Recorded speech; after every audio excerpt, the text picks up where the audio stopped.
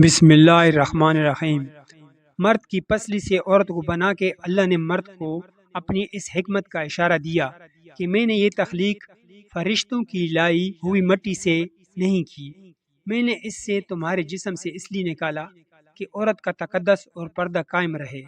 فرشتوں کو بھی خبر نہ ہونے پائے کہ زمین سے لائی ہوئی مٹی کس مٹی سے عورت کی تخلیق ہوئی، یعنی عورت کی تقدس کی حق تو دیکھیں کہ فرشتوں سے بھی اس کی بناوٹ کا پردہ لازمی قرار دیا گیا، اور پہلی عورت اس مرد کی پسلی سے نکلی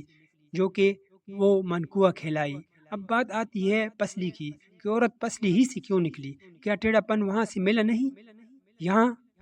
بھی حکمت سے خالی بات نہیں، انسانی جسم میں دل اور بہت سے نازک پارٹس پسلی کے پیچھے چھپے ہوئے ہیں، یعنی پسلی ایک ڈھال ہے ان نازک پارٹس کے لیے۔ تو اللہ تعالیٰ نے عورت کو پسلی سے نکال کر یہ نہیں بتایا کہ عورت میں ٹیڑھا پن ہے، بلکہ اس نے عورت کو پسلی سے تخلیق کر کے یہ بات سمجھا دی کہ عورت وقت پڑنے پر ڈھال بھی بن سکتی ہے۔ عورت کو بائیں پسلی سے نکال کر اللہ نے یہ بھی ثابت کر دیا ہے کہ عورت ڈھال بن سکتی ہے تو مرد کے دل پر راج بھی کر سکتی ہے، اس لیے اس کو ٹیڑھی نہیں بلکہ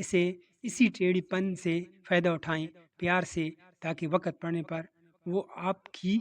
ڈھال بن سکے اور آپ کا اعتماد، غرور اور فخر بن سکے۔